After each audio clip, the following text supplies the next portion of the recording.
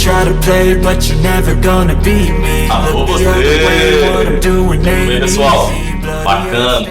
Pessoal, estamos iniciando hoje uma nova playlist. Outro assunto. O assunto de hoje é sistemas de proteção elétrica. Beleza? Vamos discutir nessa playlist disjuntores, relés, fusíveis, SPDA. Olha esses 4 assuntos, que bacana. Muito bom esses 4 assuntos, hein? Dá para conhecer bastante coisa, dá para resolver muita coisa. O sistema elétrico é importante ter esse conhecimento de proteções, né? Bom, nesta primeira aula, vamos iniciar com disjuntores. Vou mostrar para você como fazer cálculo de disjuntor, especificar qual tipo de disjuntor, qual curva que ele vai utilizar, qual cabo é direcionado para qualquer tipo de sistema elétrico em temperaturas diferentes, em ambientes diferentes, tá?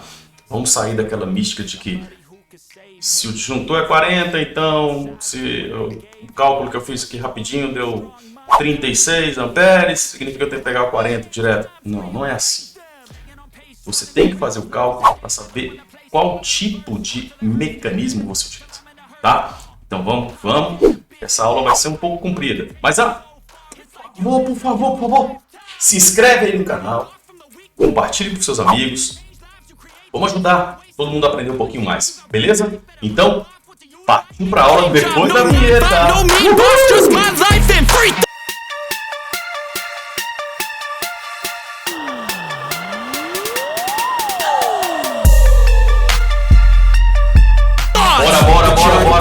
para a aula. O assunto hoje é sistemas de proteção elétrica 1.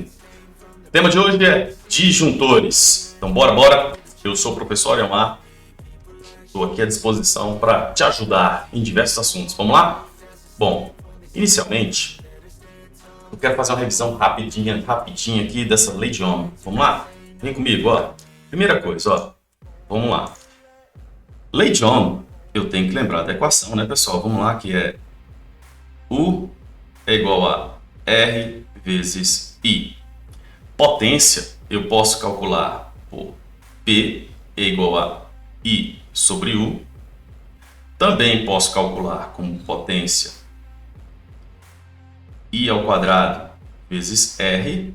E também potência é igual a tensão ao quadrado sobre R. Aí, ó. Para quem já foi meu aluno sabe essa piadinha, né? É os 3 pintinhos, né? O pintinho aqui, ó. Piu, que é o pintinho normal. Pir, que é o pintinho mineiro. E pur, é o pintinho mal educado, aquele cara que quando vai piar faz peidar. Isso é boa. Lembra aí, piu, pir, pur.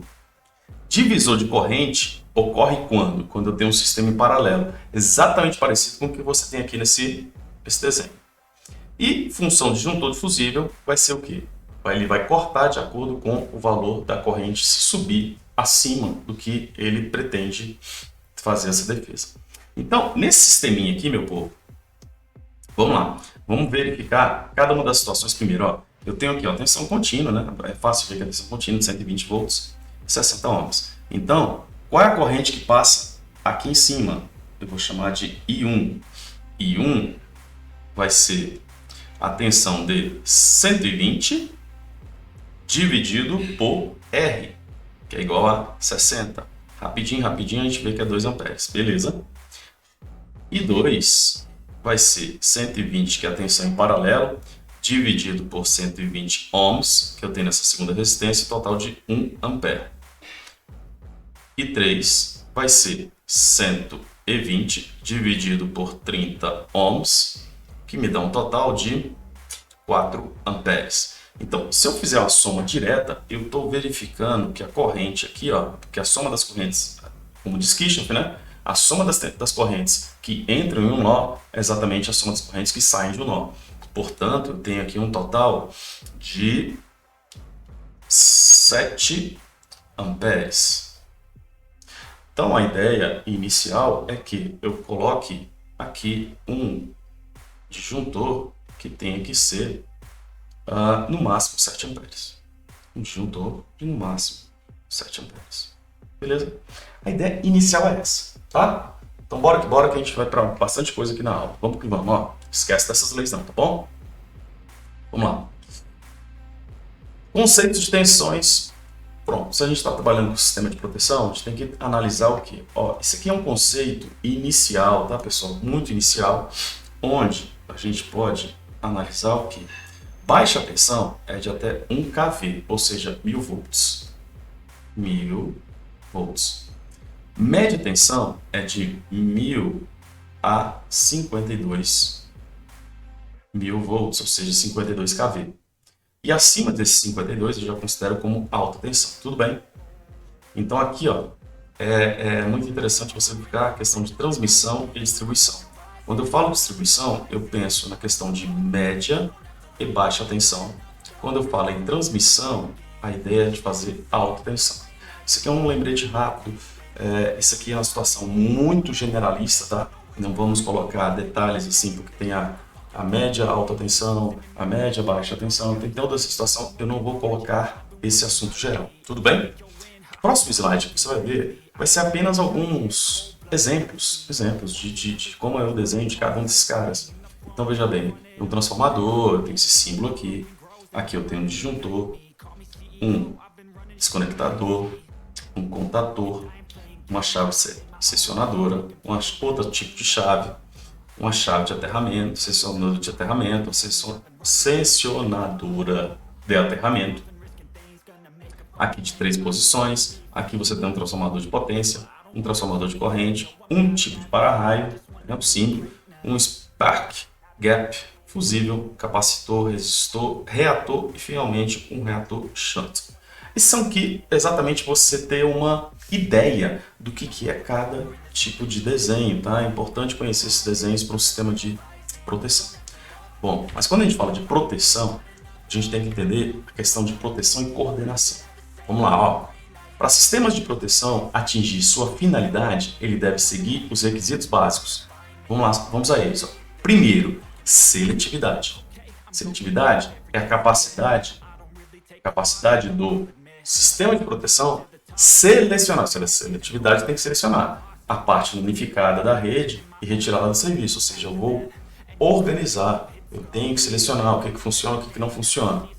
Coordenação. Coordenação é o ato ou o efeito de dispor 2 ou mais dispositivos que atuem em uma sequência de operação pré-estabelecida garantida a seletividade. Ou seja, eu tenho que, além de selecionar, eu tenho que coordenar qual que vai funcionar primeiro, qual que vai funcionar em segundo, qual que vai deixar de funcionar nesse exato tempo, qual vai funcionar após um tempo.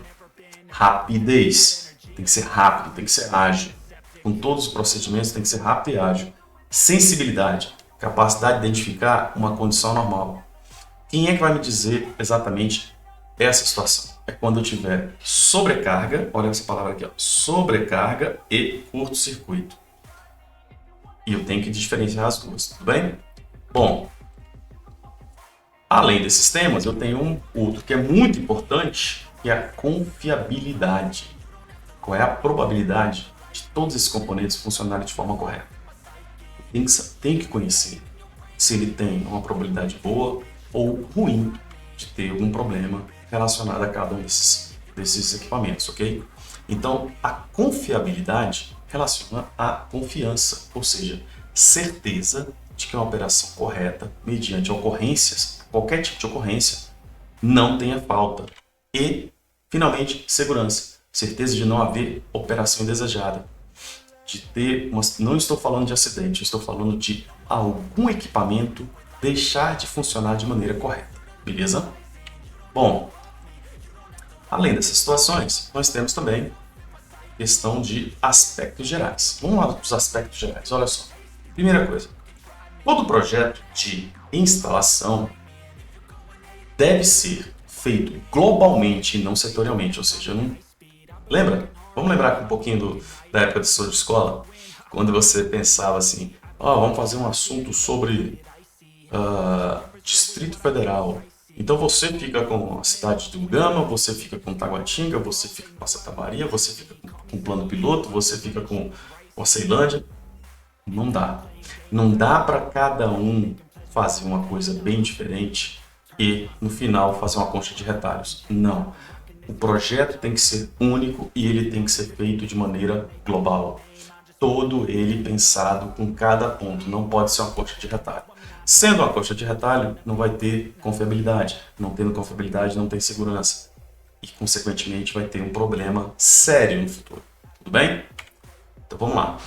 Além disso, desses aspectos, eu posso pensar basicamente no seguinte, que dispositivos de proteção sejam selecionados adequadamente. Fato. Eu tenho que selecionar o que cada um tem que fazer para proceder com determinação das correntes de curto-circuito, de sobrecarga, em vários pontos. O dispositivo de proteção contra a corrente de curto-circuito deve ser sensibilizado para o valor mínimo dessa corrente. Iniciou o curto-circuito, eu já tenho que ter o meu sistema de segurança. Assim que inicia. Tudo bem?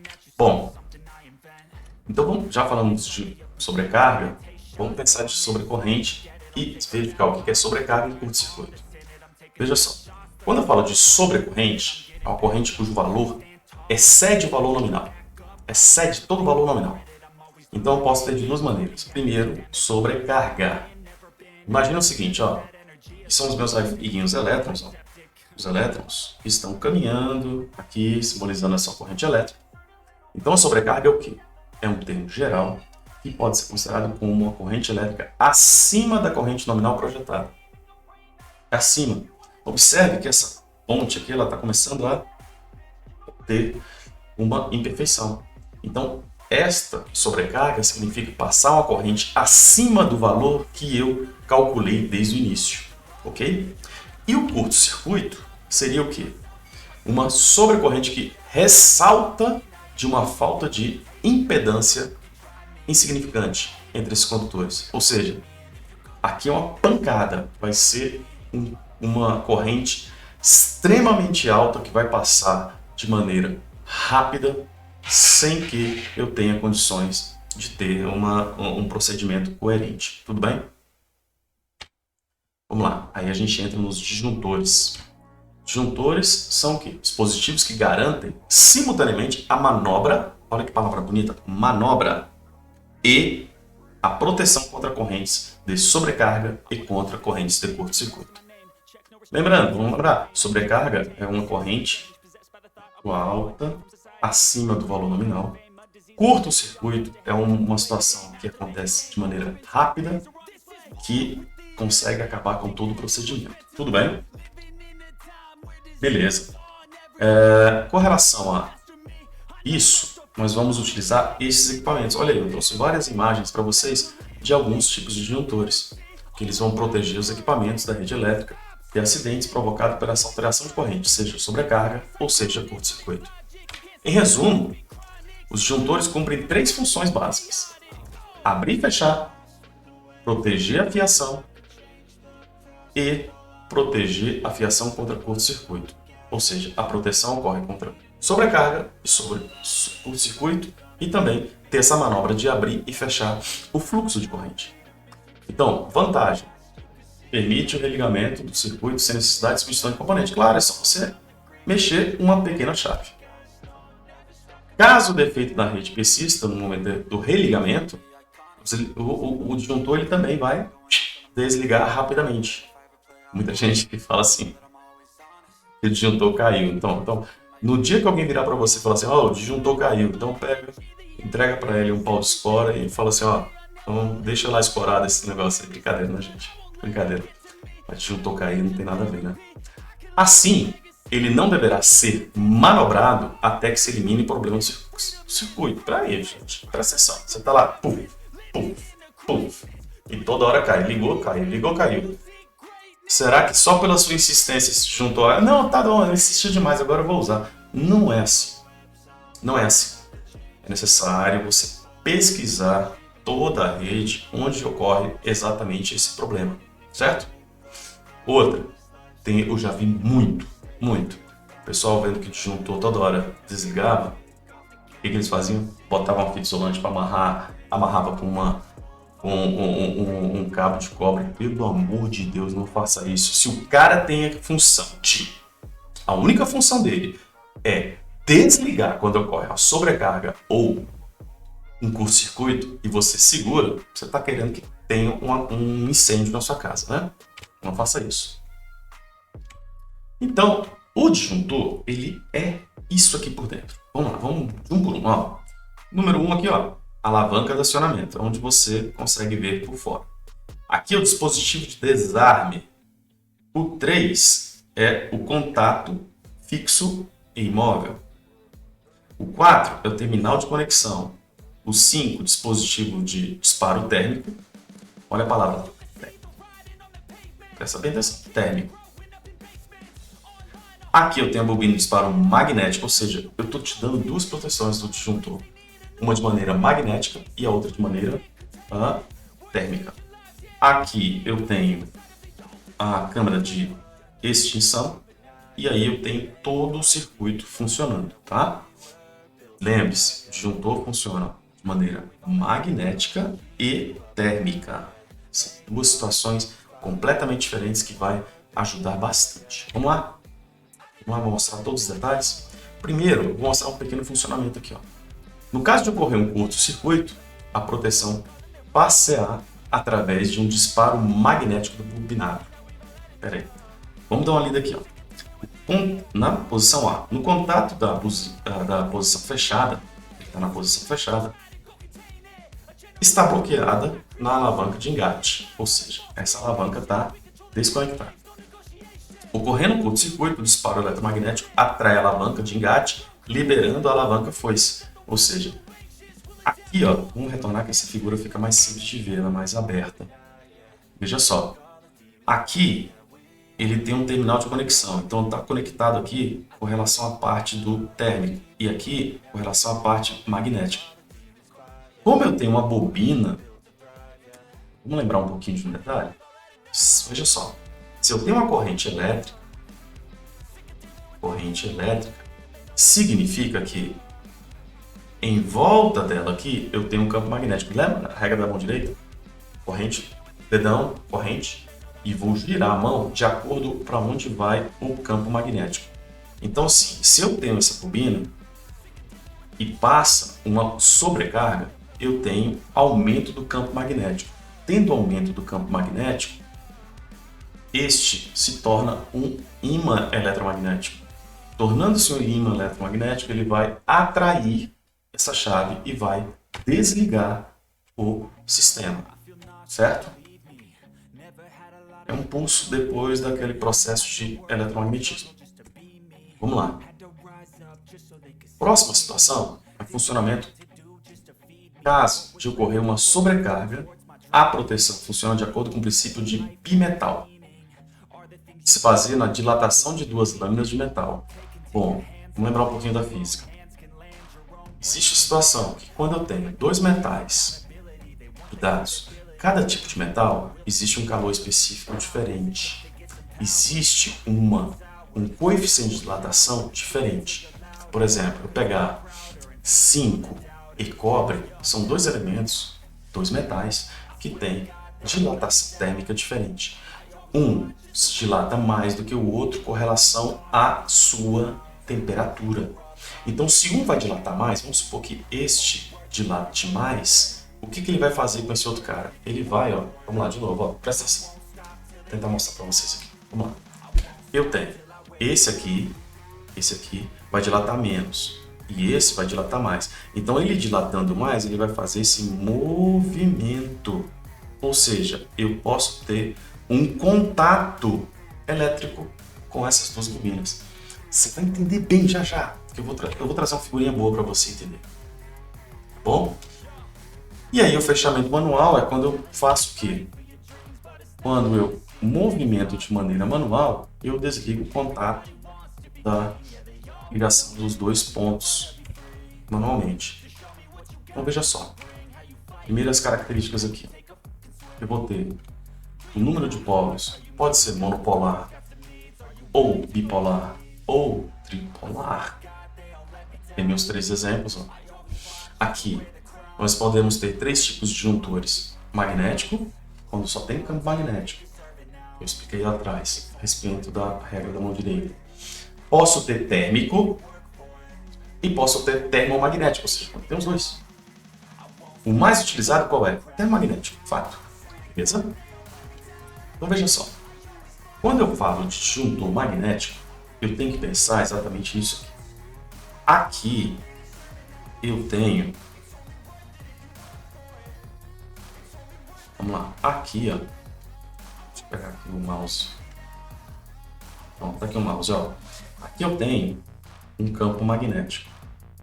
Por quê? Porque toda vez que uma corrente circula em uma bobina em volta de um núcleo ferromagnético, ou seja, esta barra, eu vou produzir, consequentemente, um campo magnético. Tendo campo magnético, eu posso transportar a corrente elétrica para outra região, certo? Portanto, ele vai ter um procedimento de transporte de carga. Aqui o bimetálico, pessoal, olha o bimetálico como é que eu disse para vocês, ó. Aqui você tem dois tipos de metais. Se o metal branco ele dilata mais do que esse pretinho, o que vai acontecer? Vai acontecer que ele vai dobrar. Ou seja, se esse camarada, esse branco, esse preto dilata menos, significa que ele vai crescer menos. Enquanto que esse aqui vai dilatar mais. Então ele vai fazer o quê? Ele vai entortar o outro. Porque se ele cresce, ele vai jogando para o lado. Vai jogando o outro para o lado. Certo? E o termomagnético é quando utiliza os dois tipos de situações. Aqui eu tenho dois exemplos para você. Ó. Modelo DIN, modelo NEMA. Quem é eletricista do ramo conhece muito bem esses dois aqui. Tá? Fica a critério de saber qual que gosta mais, qual que gosta menos. Então aqui eu tenho esses dois tipos, os tipos de curva. Curva B, C e D. Você consegue ver que está faltando uma letrinha aqui? Não tá. Está faltando uma letra A. Sabe por quê? Porque se eu colocar A, se você está antenado aqui, a primeira coisa que você vai lembrar, tenho certeza, é de corrente. Porque A é o famoso ampere. Lembra? Ampere? Ampere é corrente. Então, para não ter uma confusão na cabeça das pessoas que trabalham com essa área, retiraram a curva A. Eu vou trazer um exemplo de curva A aqui, mas ela está totalmente não tem uso mais. Está desutilizada, principalmente por conta dessa situação de confronto entre essas ideias. Tudo bem? Vamos lá. Aqui eu trouxe para você a curva tipo B. Curva tipo B, teremos cargas resistivas, ou seja, chuveiros elétricos, aquecedores, tugs, que são tomadas de uso geral, entre outras. A corrente instantânea suportada é de 3 a 5 vezes a nominal. Vamos fazer esse cálculo aqui, vamos entender esse cálculo? Você consegue ver que tem uma faixa amarela e aqui eu tenho uma faixa azul. Muito bem, azul, roxo, tudo mais. E observe que eu tenho aqui, ó, desde o 0.1 passando por 0.2, 0.04, 0.06, 0.1, 0.2, 0.4, 0. Aqui 1. Esse 1 significa 1 segundo. Observe que o primeiro ponto aqui é mais ou menos o 4, certo? 4. Já quando eu chego em minutos, ele está aqui, ó, minuto. E observe que o meu limite aqui, e ele não encosta esse eixo na vertical, ele não encosta o eixo na vertical, porque ele vai somente até 1.13. E aqui 1.45. Observe que aqui eu tenho 60 minutos. Beleza, veja só. Se eu tenho uma faixa de atuação magnética de 3 a 5 vezes, se eu tenho uma corrente de 16 amperes, um disjuntor de 16 amperes, vamos analisar. 3 a 5 vezes. 3 vezes 16 é igual a 48 amperes. 48 amperes. Tá? 3 a 5 vezes. 5 vezes 80. Então a atuação desse cara é entre 48 e 80 amperes. A ideia é essa, 48 a 80 amperes. E aí, observe que se eu tenho uma corrente de 1,13, o valor máximo dele, vamos supor que é máximo. O que significa máximo?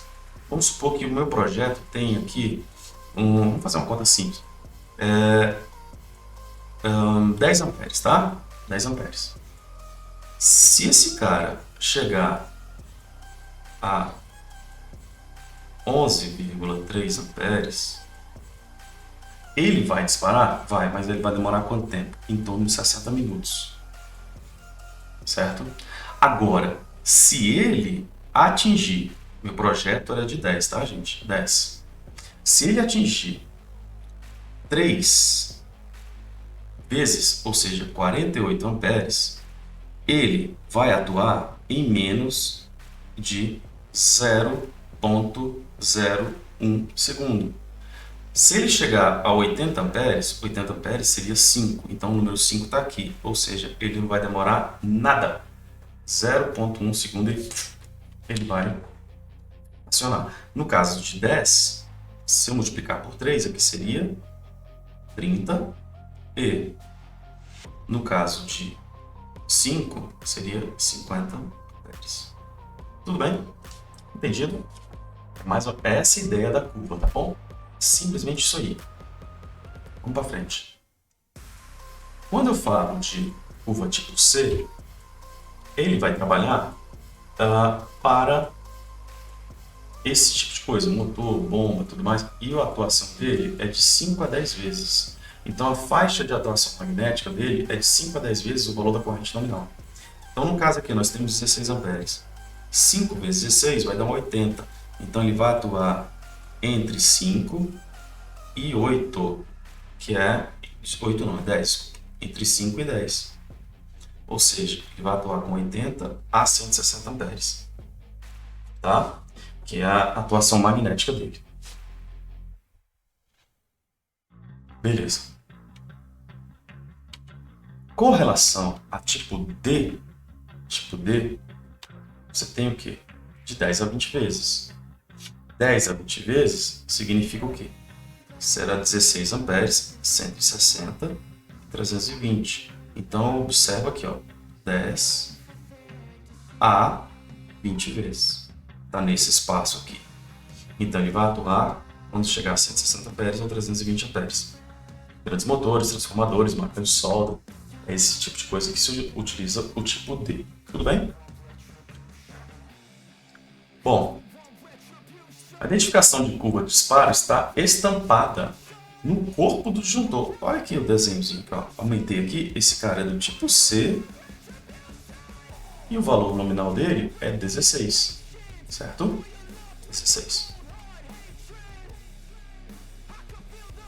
Aqui eu trago para você o tipo da curva A, que é de 2 a 3 vezes, mas como eu te disse, é desuso total, não tem esse uso, não se faz nada a respeito disso aqui. Então, pessoal, vamos fazer o cálculo com relação ao tempo que cada disjuntor vai acionar, ele vai atuar. Eu tenho aqui diversos exercícios, certo? Bacana, mas eu vou fazer esses primeiros aqui, 1 e o 2, tá bom? Veja só, corrente nominal é referente a esta equação, que é potência multiplicado pela corrente vezes a tensão. E eu sei que IN, esse multiplicador que eu vou utilizar para ver aquele gráfico, é dividindo o valor nominal pelo valor do disjuntor que eu vou utilizar. No caso do primeiro exercício aqui, é fácil ver que eu tenho a corrente de 25 amperes para o disjuntor e a corrente nominal tem que fazer o cálculo. Ok, vamos lá, vamos fazer esse cálculo rapidinho. Olha só. Primeiro, se eu quero a corrente nominal, eu vou dividir a potência, que lá era 6.050, por 220, que vai me dar um total aproximadamente de 27,5 amperes. Perfeito. Para calcular este multiplicador, eu vou dividir o 27,5 por 25. Isso vai me dar um total, deixa eu fazer aqui, 27,5 dividido por 25 vai para 1,1. 1,1. Então vamos analisar aqui. Olha o gráfico. Você consegue ver que o primeiro valor aqui que ele coloca é de 1,13? e 1,1 está abaixo de 1,13, então o que significa? Significa que esse disjuntor não vai acionar em momento algum. Não vai. Não funciona, não tem uso, então não presta. Pode dispensá-lo, ok? Vamos ver o disjuntor 2?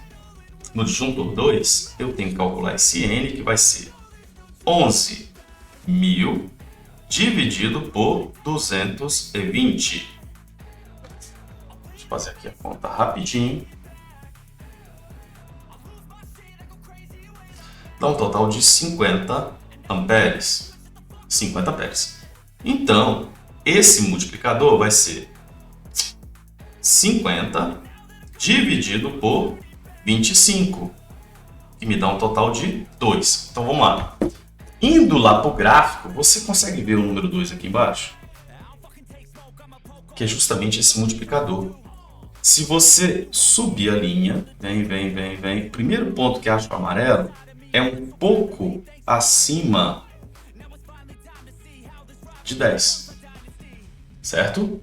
Se você subir um pouquinho mais, ele vai estar mais ou menos nessa posição, que ele ficou um pouco acima de 2, um pouco abaixo de 4.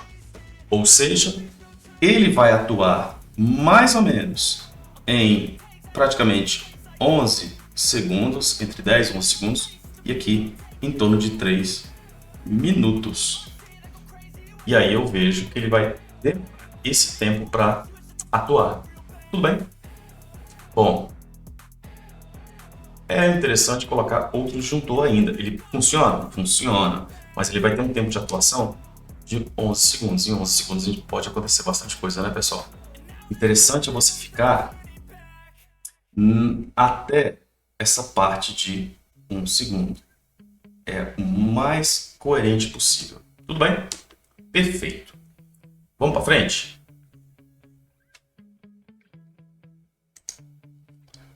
Olha só. Dimensionamento de disjuntor. Vamos vem comigo, ó. Se eu tenho aqui esse gráfico, é muito parecido com aquele anterior, concorda comigo? Ele tinha o tempo convencional, a ação de disparo térmico, a ação de disparo magnético e a faixa de tolerância. O que significa isso aqui? Significa que a minha região A, que é essa aqui, é uma região quando não existe limitação. Passa a corrente e esse cara não é acionado. Na região B, ele só vai funcionar pelo disparo térmico, ou seja, ele vai ter um tempo para ter a dilatação daqueles metais dentro do disjuntor para poder ter o acionamento dele e cortar esta corrente. Na região C, eu tenho o tempo magnético, ele é mais rápido, mais ligeiro e ocorre de acordo com a magnetização, o campo magnético. Na região D, é caracterizada pela impropriedade do uso do disjuntor. Passou dessa linha, não usa. Procure outra curva, procure outro meio. Esse não vai funcionar. Eu vou retornar aqui para você verificar na curva B. Vem comigo, ó. Tá vendo aqui, ó? Vamos dividir essas partes. Olha só. Como é que ficaria o A? O A vai ficar mais ou menos nesta região aqui, ó, um pouco abaixo de 1,13. A parte B, que é a parte térmica, é até esse momento dessa curva. Em seguida, eu tenho a parte que relaciona a magnética, que seria esta. Opa! Isso. Seria a parte magnética, que seria esta aqui. Essa região aqui que está em branco é referente a não uso dela. Tudo bem? Não uso. Perfeito. Agora a gente tem que pensar o seguinte. Se eu estou dimensionando um disjuntor, eu tenho que dimensionar também o cabo. Por quê? Porque o cabo é que vai trazer a situação de corrente para ele. É o disjuntor, é o início do circuito, mas o cabo também aquece. Se o cabo aquece, ele pode repartir. pode ter um grande acidente. E a gente está falando de segurança, né? De proteção em sistemas elétricos. Então veja só, disjuntor ele vai cuidar também do cabo. O cabo também é técnico. Então veja só, nessa situação eu tenho aqui, ó, vem comigo, ó, IB. IB é a corrente do projeto. Olha só o IB aqui, ó, corrente do projeto. Tá? IN é referente ao quê? A corrente nominal de proteção, que é a corrente do disjuntor. Disjuntor. Aqui, ó, disjuntor. IB, corrente do projeto. IZ é a capacidade de condução de corrente dos condutores. Ou seja, é a capacidade dos fios. E por último, eu tenho um I2 aqui, que é a corrente convencional de atuação e disposição do disparo. Ou seja, a corrente do projeto tem que ser menor ou igual à corrente do disjuntor, que tem que ser menor ou igual à corrente máxima do fio. Então vem projeto, disjuntor, fio. Em seguida, esse I2 é calculado, I2 é a corrente convencional. Tem que ser menor ou igual a 1,45 IZ. No mínimo. Então, a equação B aqui, ó, é aplicável quando for possível assumir que a temperatura limite da sobrecarga, 100 graus Celsius, para isolamento PVC, dos condutores não venha a ser mantida por um tempo superior a 100 horas durante 12 meses. Essas 100 horas tem que ser consecutiva durante 12 meses, ou 500 horas ao longo da vida útil do condutor. Não sendo possível uma dessas condições, então a equação B passa a ser anulada. Ou seja, o disjuntor ele tem meia vida, ele tem vida útil.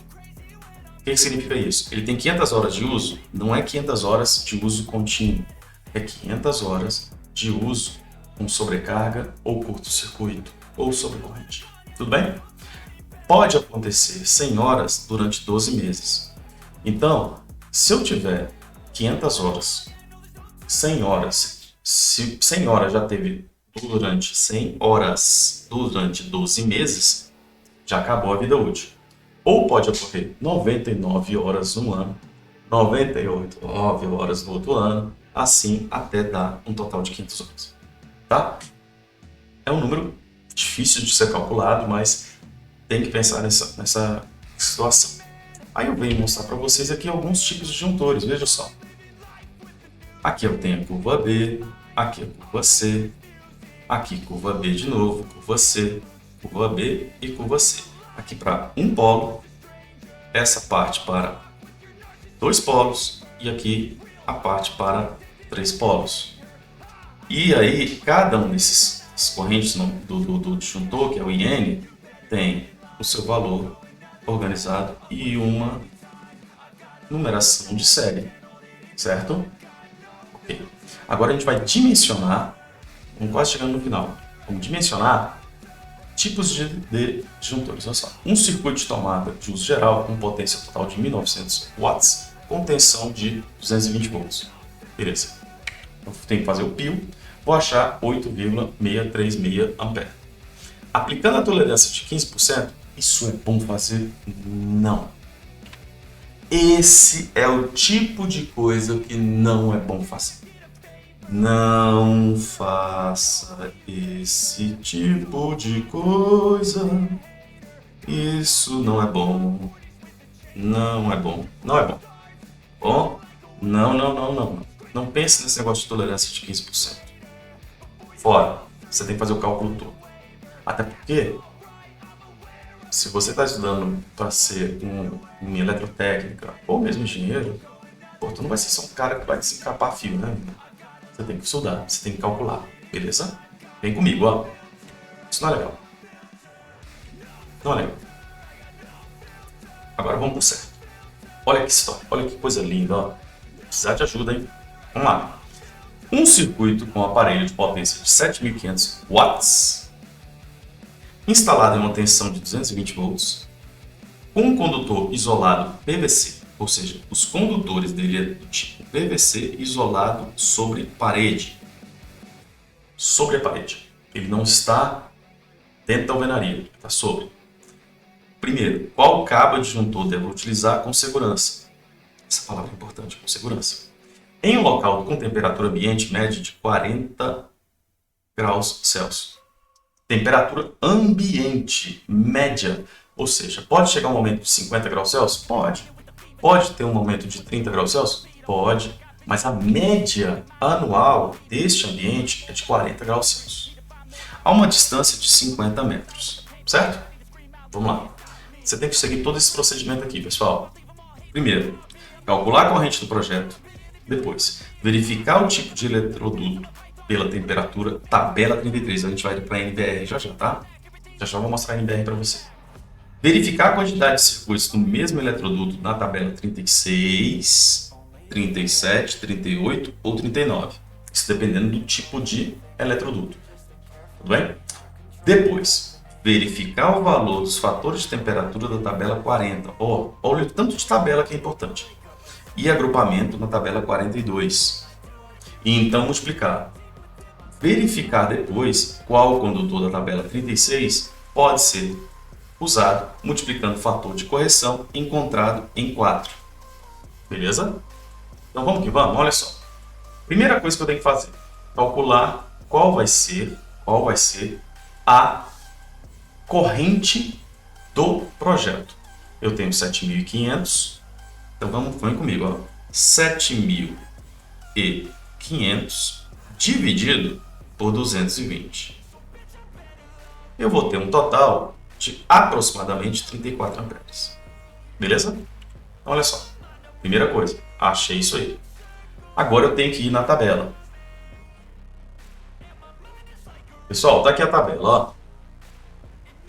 Tabela 33, olha só. Eu tenho condutor isolado de cabo unipolar, que o método dele é o A1. Vou procurando. Nosso tipo, ele era condutor isolado sobre parede. Então, é esse camarada aqui, tá? Eu vou utilizar o B1. Mas eu vou te mostrar todo o procedimento aqui, ó. Olha o tamanho ou quantidade de tipos de eletrodutos que possuímos na NBR 5410 referente aos tipos de cabos. É muita coisa. Você vai decorar isso aí? Claro que não, né, meu querido? Claro que não, né? Decorar isso aqui é muita bobagem. Bom, mas vimos que é o B1, né? Pronto. Depois de encontrar esse B1, eu tenho que ir na tabela de número 36. Tabela 36, olha só, pessoal. Capacidade de condução de corrente em ampere para métodos de referências. B1 está aqui. Nosso tipo de condutor de isolação é PVC. Olha aqui, ó, PVC. Então, eu vou olhar para esta tabela nesta coluna. E aí, eu tenho que pensar, qual o número de condutor que eu tenho que carregar? 2 ou 3? 2. Se fosse o sistema trifásico, seria 3. Aqui é 2. Então, vamos manter o 2, tá bom? Se é o 2, vamos ter que analisar. Lembra que nossa corrente de projeto deu 34? Então, veja só, o B1, 2, eu tenho que ver aqui, ó, até achar o número 34. 32 é pouco, então acima de 32 é 41. 41 seria um fio de 6 milímetros, ok? Então, fio de 6 milímetros, a priori, 6 milímetros. Bom, 40 e 41, 6 milímetros. Vamos retornar aqui para o nosso slide. Então, nós temos aqui, pela temperatura da tabela 33 e 36, é referente a B1, certo? Item 3. Quantos condutores nós temos? Foi visto 2. E qual número nós encontramos na tabela? 41, não foi? Foi 41. Ok. Agora eu tenho que ir na tabela de número 42 para verificar 40 e 42 para verificar o fator de temperatura. Vamos retornar tabela 40. Veja só, fatores de correção para a temperatura ambiente diferente de 30 graus. Diferente de 30 graus. Lembra que o nosso ambiente estava a 40 graus Celsius? Então aqui, ó, 40 graus Celsius para PVC 0,87, certo? 40 graus, 0,87. Vamos guardar esse número. Na tabela 42, ele diz o seguinte: fatores de correção multiplicáveis a condutores agrupados em feixe, em linhas abertas ou fechadas, e a condutores agrupados no mesmo plano em camada única. O que acontece? Nosso projeto é em feixe, ao ar livre ou sobre superfície embutido, condutor fechado. Então, vou utilizar esse... Aqui, não, na verdade é a camada única sobre parede. Então, a gente vai usar o número 1, porque é o número de circuitos ou de cabos multipolares.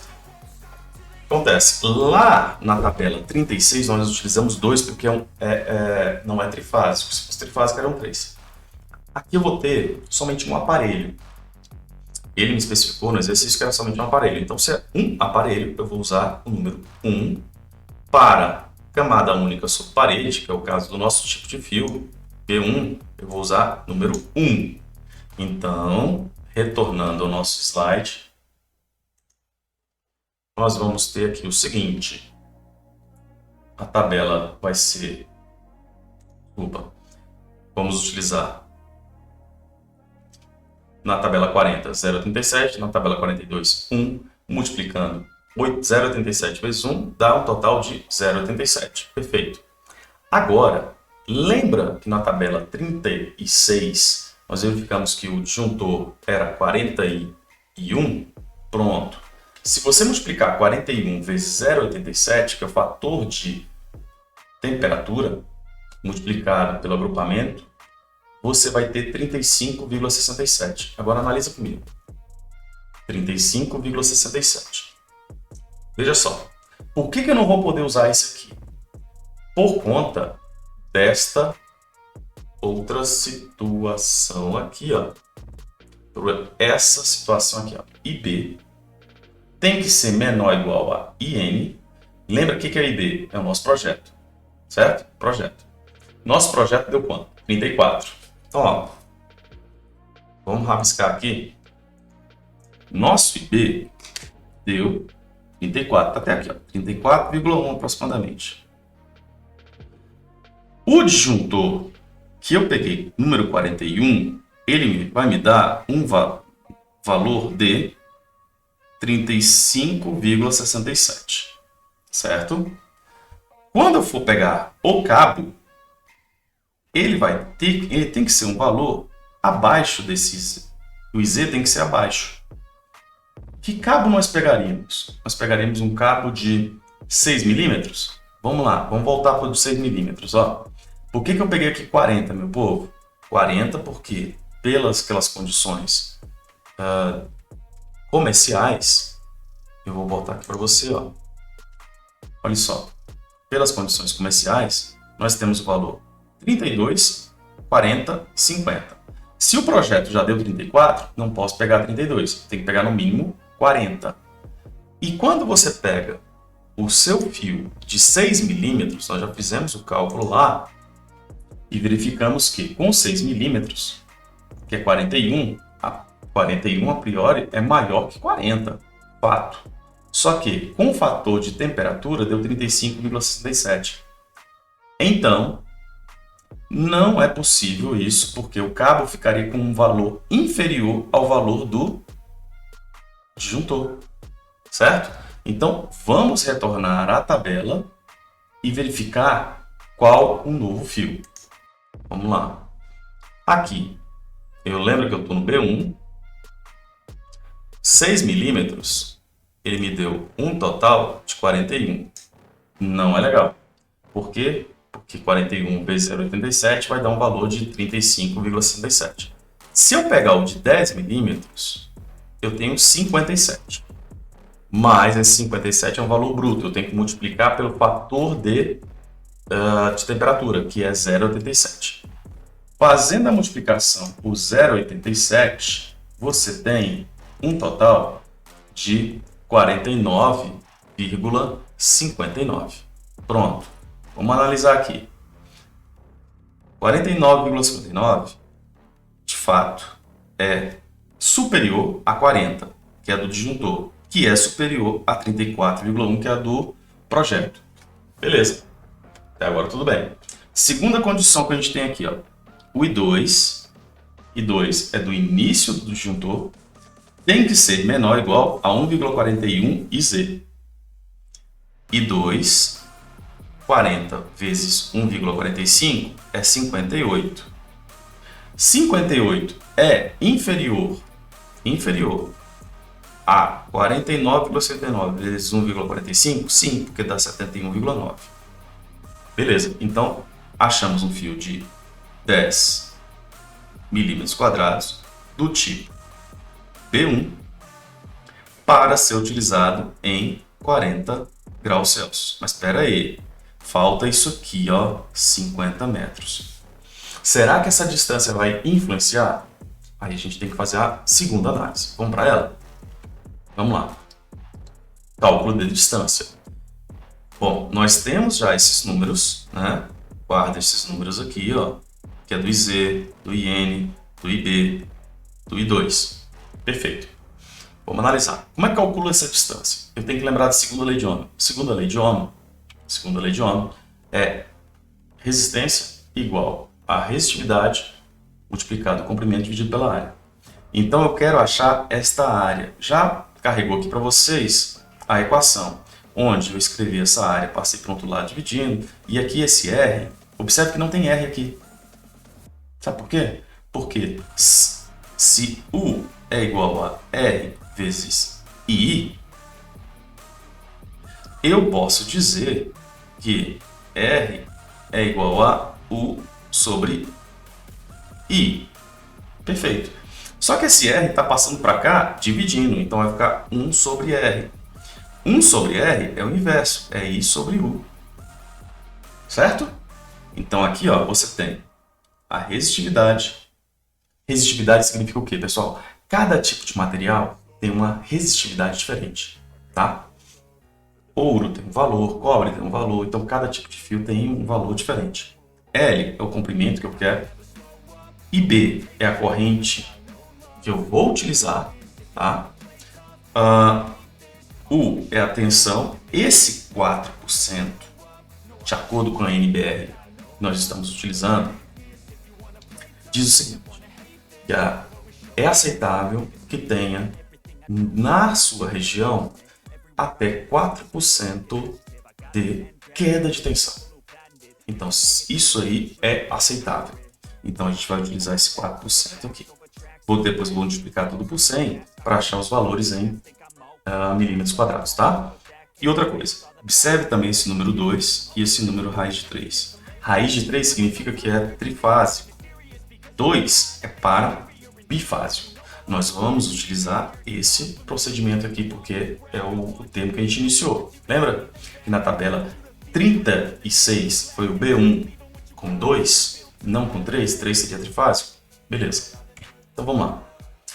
Essa continha aqui vai ser 0,0172, que é a resistividade do cobre, 50, que é a distância que vai ficar desse disjuntor até o final do aparelho, 34,1 é a minha corrente do projeto, 2 por ser um sistema bifásico, 4, que é 4% de chances de perda, 220 é a tensão e 100 para encontrar isso em milímetros.